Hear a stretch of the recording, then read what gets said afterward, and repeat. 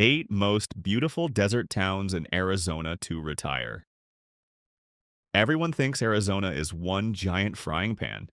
That is exactly what the low desert wants you to believe.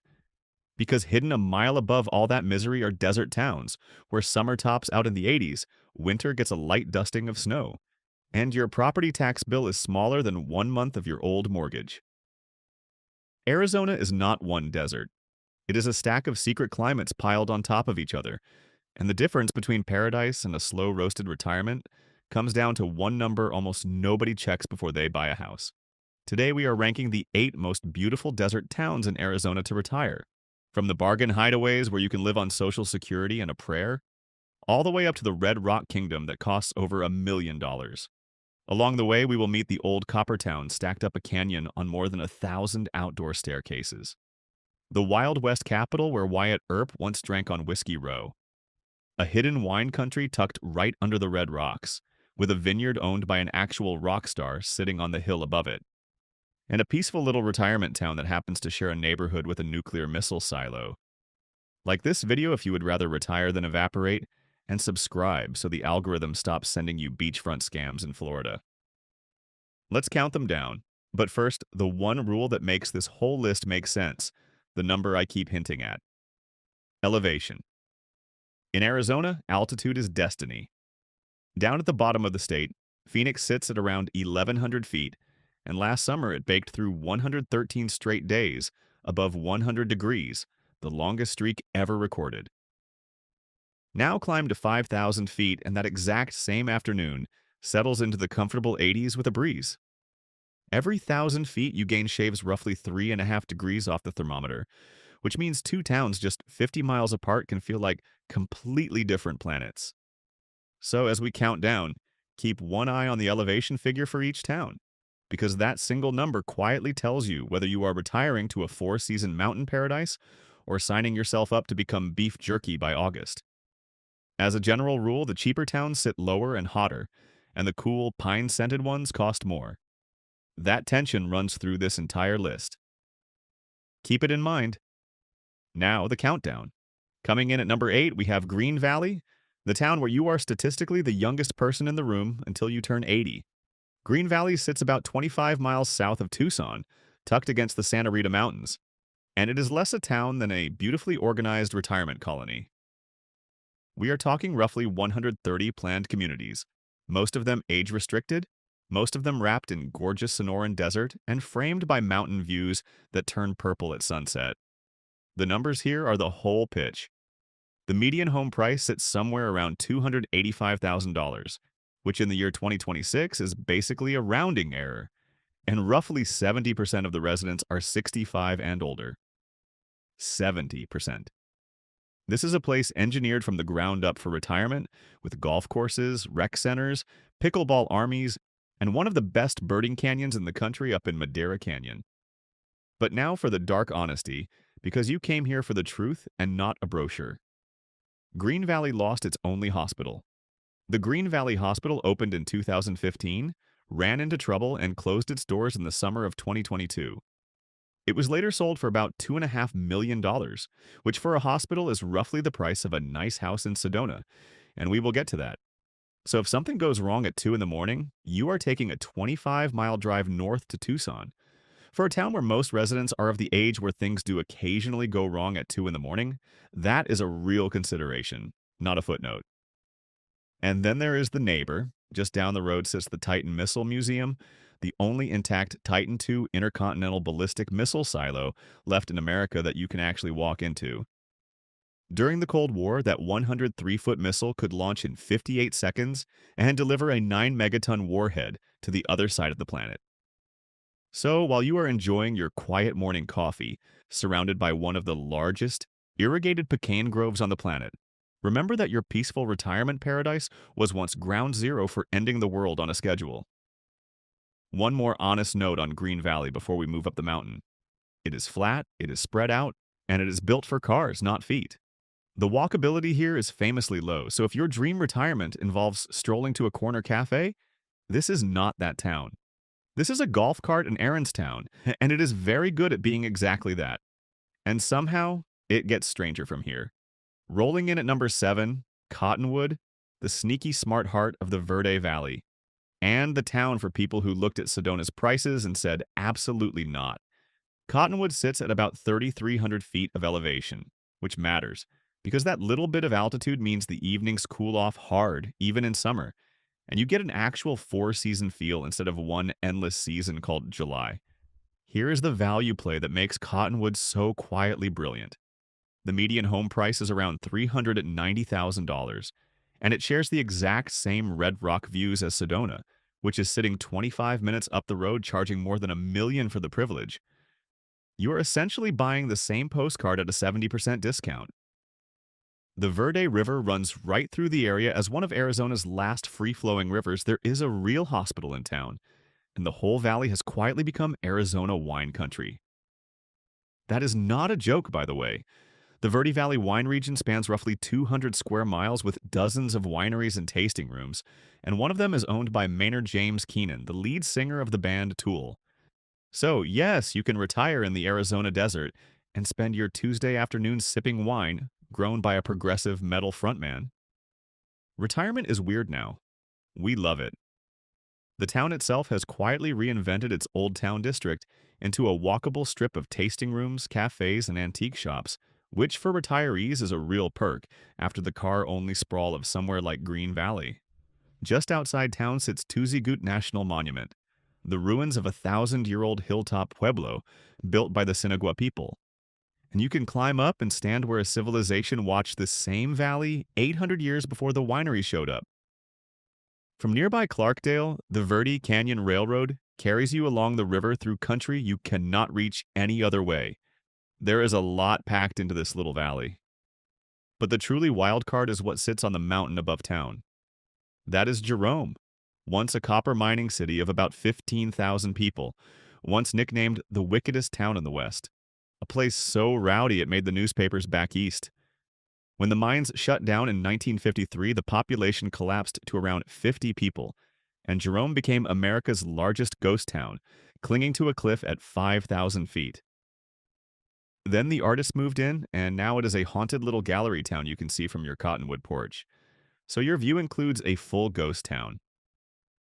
Try getting that in Florida. If you are enjoying the countdown so far, go ahead and hit that like button, because it genuinely helps the algorithm show this to other people plotting their desert escape. Now let's keep climbing. Landing at number 6 is Bisbee. And Bisbee is where this list gets truly beautiful and truly dark at the same time, which is honestly the sweet spot for this channel. Picture a European hill town, Victorian houses in candy colors, stacked straight up the walls of a canyon in the Mule Mountains near the Mexican border, connected by more than 1,000 outdoor staircases. That is Bisbee.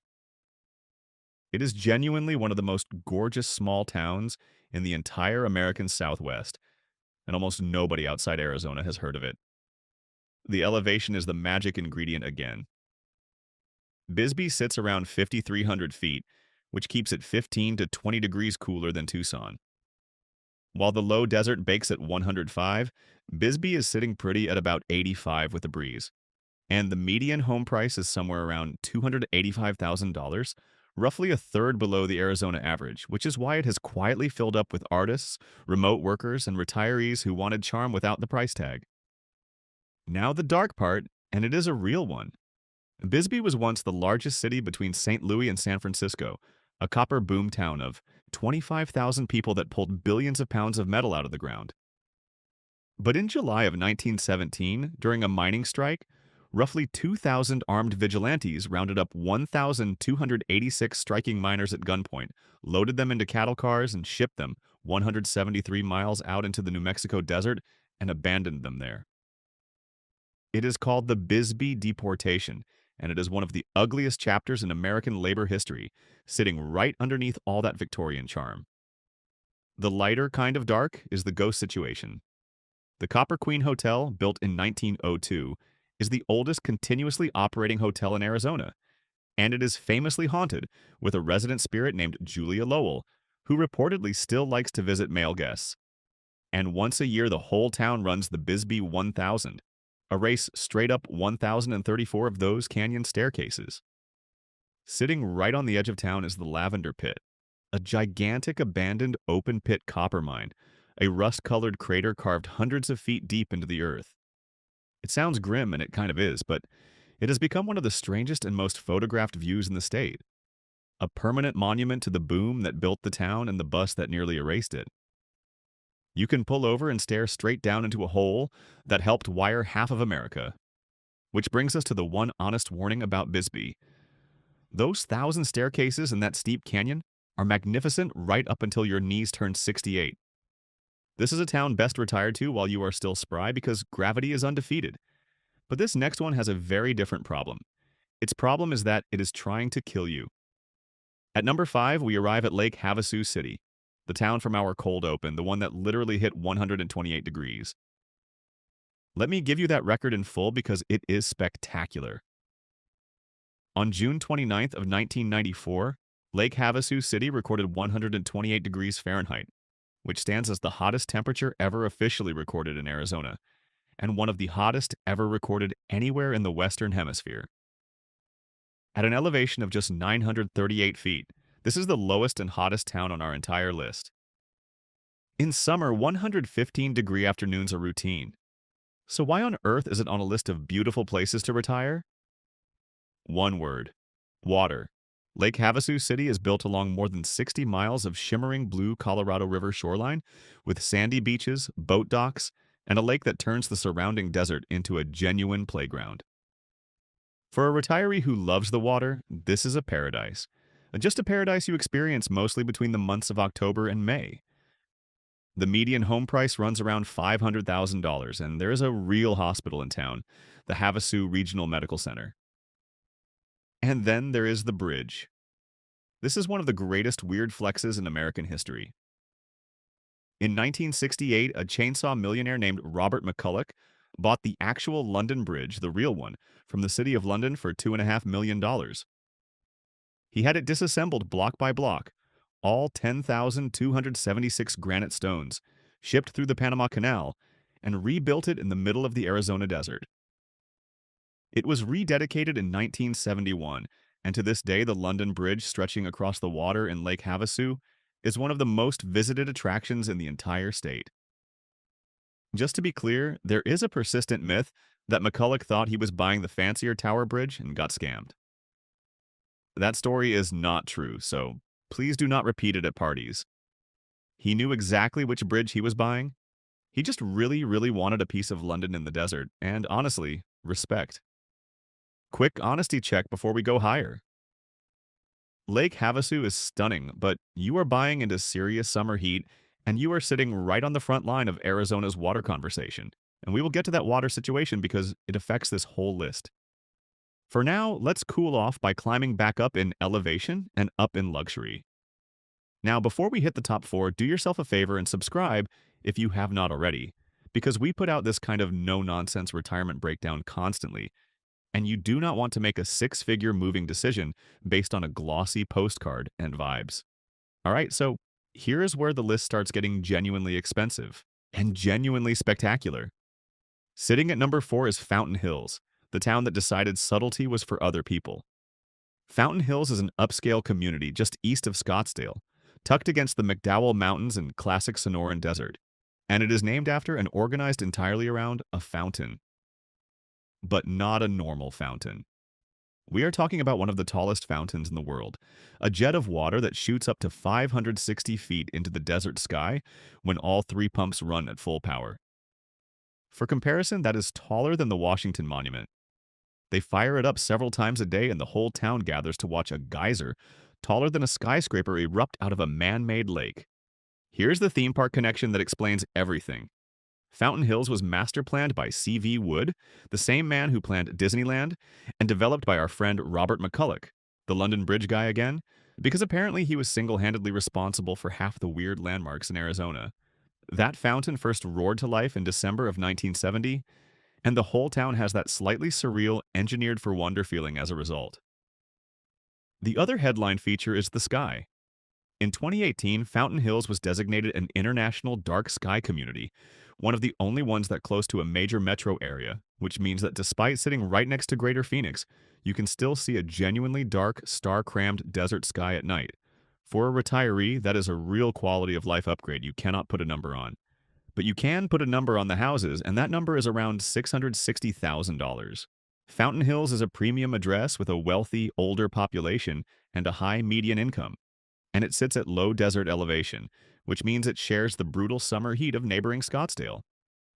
There is also no major hospital right in town, though you are only about 10 miles from some of the best care in the state, including the Mayo Clinic. So you are paying up for beauty, dark skies, and a fountain that thinks it is a volcano. Worth it? For the right person, absolutely. But our next town gives you real city firepower for a lot less money. Cracking the top three at number 3 is the Tucson and Oro Valley combo, and this is my quiet pick for best all-around value on the entire list. Tucson is a real city of over 500,000 people, cradled by the Santa Catalina Mountains and completely surrounded by the single most iconic plant in the American desert. This is saguaro country. Tucson is flanked by 2 districts of Saguaro National Park, home to nearly 2 million of those giant arm-raised cactus that basically define what your brain pictures when it hears the word desert. And the value is legitimately excellent. The median home price in Tucson sits around $323,000, which for a full-service city with an international airport, a major university, and world-class food is a genuine bargain. If you want the more polished, upscale version, you drive north to Oro Valley, where homes run closer to $500,000 and the population skews older, wealthier, and very comfortable against the mountain foothills. Here's the fact that surprises everyone. Tucson was named the first ever UNESCO City of Gastronomy in the entire United States, built on more than 4,000 years of continuous agriculture in the region. So this dusty desert city is officially one of the great food cities on the planet, and it is also the birthplace of the Sonoran hot dog, which is a hot dog wrapped in bacon and loaded with beans and salsa, and which will absolutely undo any diet your cardiologist recommended. But the real reason Tucson lands this high is the one thing half the towns on this list are missing: serious healthcare.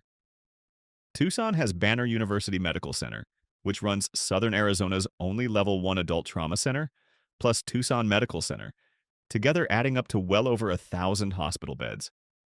And sitting at around 2,400 feet of elevation, Tucson runs about 7 degrees cooler than Phoenix in the summer, with the option to literally drive up nearby Mount Lemmon to 9,000 feet and go snowboarding in the same afternoon. Beauty, budget, food, and real medicine. That is a hard combination to beat. Oro Valley deserves its own moment too, because it is where a lot of retirees actually land. It is quieter, greener, and more manicured than the city proper, built right into the foothills of the Santa Catalinas with the award-winning parks, top-rated hospitals of its own, and a golf and hiking lifestyle that draws a wealthier, older crowd. And just north of it all in the tiny town of Oracle sits Biosphere 2, that giant glass and steel dome where scientists once sealed themselves inside a miniature rainforest, ocean, and desert to test whether humans could live on another planet. It is now a research campus you can tour, which means your Sunday drive can include a visit to a failed Mars colony. But 2 towns still edged out this whole glorious package. At number 2, we go a full mile into the sky to Prescott, the mountain town that laughs at the desert heat. Prescott sits at 5,368 feet of elevation, and that single fact changes everything. While Phoenix was setting a record last year with 113 straight days over 100 degrees, Prescott was enjoying summer highs in the mid-80s. In winter, it gets actual snow, about 13 inches a year, wrapped around one of the largest ponderosa pine forests in the country. This is the Arizona nobody puts on the postcards, the one that smells like warm pine instead of hot asphalt. Prescott has genuine Wild West bones, too. It was Arizona's very first territorial capital, way back in 1864, and its downtown Whiskey Row once packed in around 40 saloons on a single block. The Palace Saloon has been pouring drinks since 1877, making it Arizona's oldest bar, and it reportedly served both Wyatt Earp and Doc Holliday before the whole row burned down in the Great Fire of 1900 and got rebuilt in brick. Today you get all that history plus the granite dells, a surreal landscape of massive, rounded granite boulders piled up around the shores of Watson Lake, where retirees kayak past rock formations that look like something from another world. Add hundreds of miles of trails winding through the pines, 4 real seasons, and a genuine historic town square.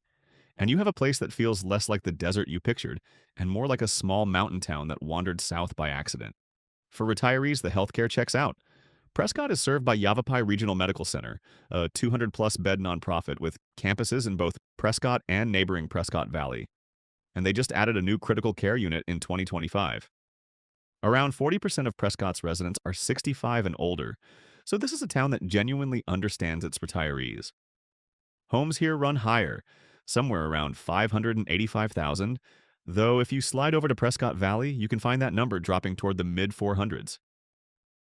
Now I have to honor the dark honesty rule because Prescott carries a heavy piece of recent history.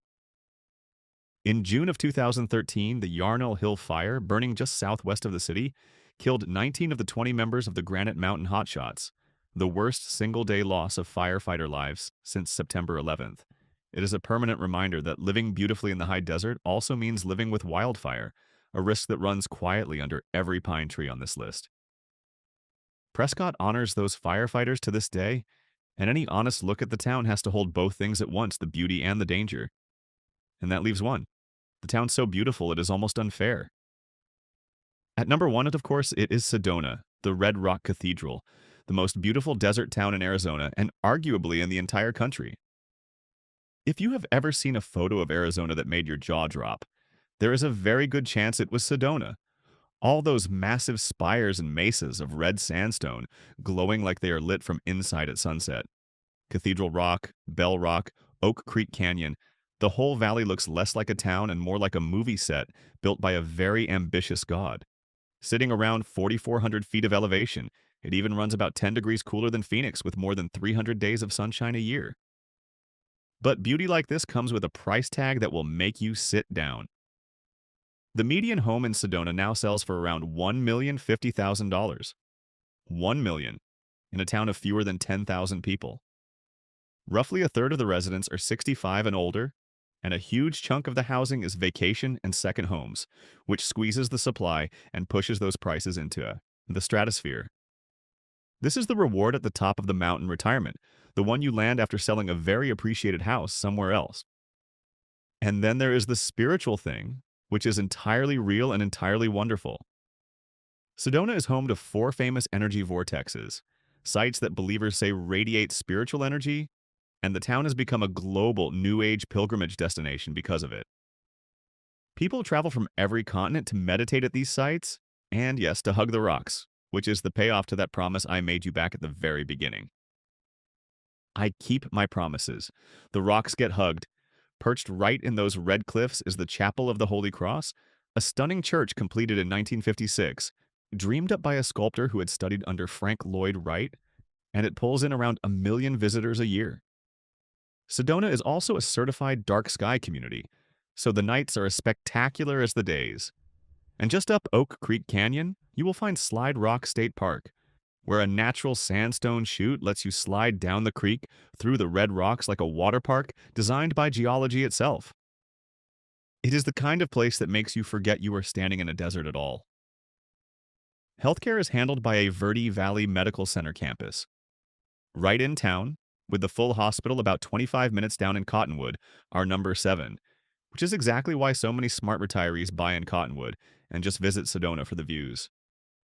The honest downside at number 1 is simply this. You are paying peak dollar to share paradise with millions of tourists a year on winding roads that clog every single weekend. Sedona is the most beautiful town on this list, and it is also the one that most makes you work and pay for the privilege of living there. So there is your countdown, from Green Valley's bargain retirement colony all the way up to Sedona's $1,000,000 red rocks. But before you go, let me hand you the one thing that actually decides which of these 8 is right for you. Because it is not a coin flip, it is a formula. It comes down to 3 numbers: your budget, your heat tolerance, and how close you need a hospital. If your budget is tight and you want the most house for the money, you are looking at Bisbee, Green Valley, or Tucson, all sitting near or below 300,000. If summer heat is your enemy, you climb in elevation to Prescott, Bisbee, or Sedona, all high enough to stay genuinely comfortable while the low desert broils. And if fast, serious healthcare is non-negotiable, and at retirement age it probably should be, you lean hard toward Tucson, Oro Valley, or Prescott, the ones with real full-service hospitals. And you think very carefully before choosing a beautiful town like Green Valley that lost its own. Here's the move almost nobody makes, but everybody should. Before you sell your house and commit to any of these, rent for one full summer first.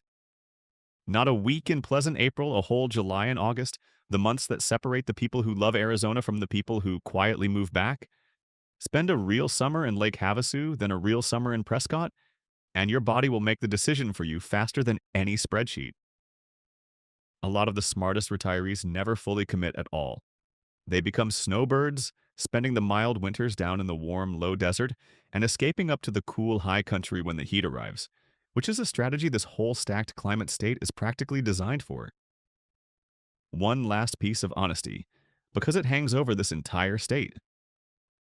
Arizona is dealing with two real long-term challenges. The heat is not a punchline.